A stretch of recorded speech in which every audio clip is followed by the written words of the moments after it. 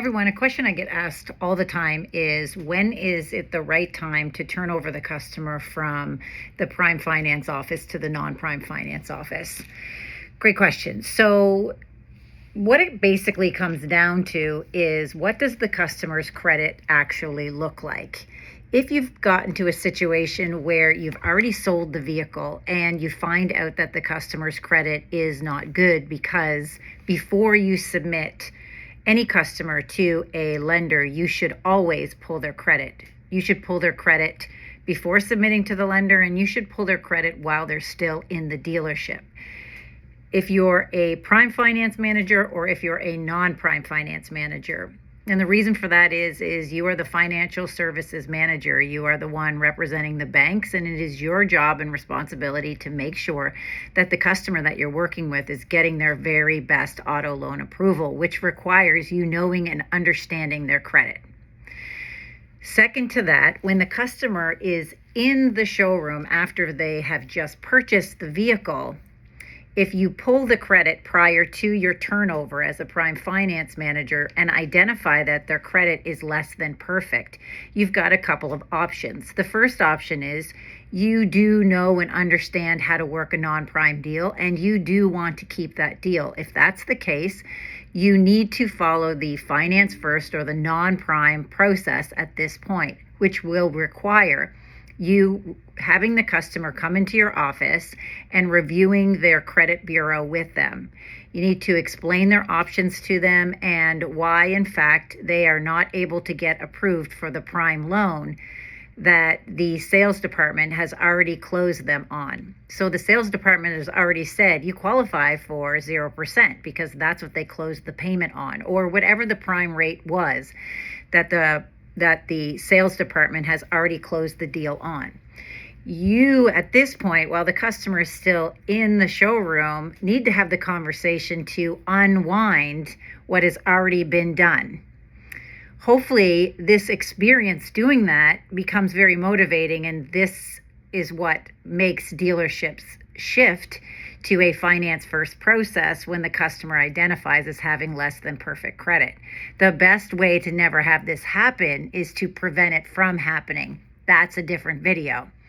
In this event, it still is happening and continues to happen in lots of dealerships.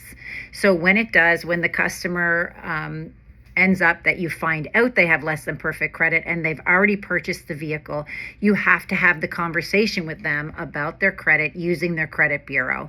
I call it a credit consultation. We're going to ask questions like, what happened? What changed? I'm going to explain how the pre-approval process works. I'm going to explain that, unfortunately, the rates and terms that you have accepted on this vehicle are not approved by the lender. And so what we're going to do is try to get the vehicle that you've purchased approved at a different lender, hopefully with an interest rate that's close to what you've already committed to. And if not, are you open to alternative vehicle options? So it's not a great conversation. It's not fun. That's why when I teach it, I try to prevent this from happening as much as possible. In many cases, the prime finance manager doesn't have the time to have this conversation, has never been trained on how to have this conversation, or simply doesn't want to have this conversation. They're too busy. And so this is where your non-prime finance manager comes into play. Don't send your customer home. Most of the time, a non-prime finance manager can get the customer a conditional or a pre-approval in like less than 20 minutes. Sometimes they can't, but let the non-prime finance manager at least have a conversation with the customer, explain to them what's happening, and that will offer the opportunity to be able to try to salvage a sale instead of send the customer home not knowing what's going on and sometimes never being called back at all. But you've got a chance, if the non-prime finance manager gets an opportunity at that point, to speak with the customer, do the turnover, review their credit, and explain to them how the pre-approval process works. Likely, you just sold the customer the wrong vehicle that they couldn't get approved for. And so this allows you the opportunity to be able to explain that to the customer and try to get them onto another vehicle. Once again, this is not how I would suggest that we do things. You want to prevent the declines or the bad credit customer from being sold a vehicle at a prime interest rate.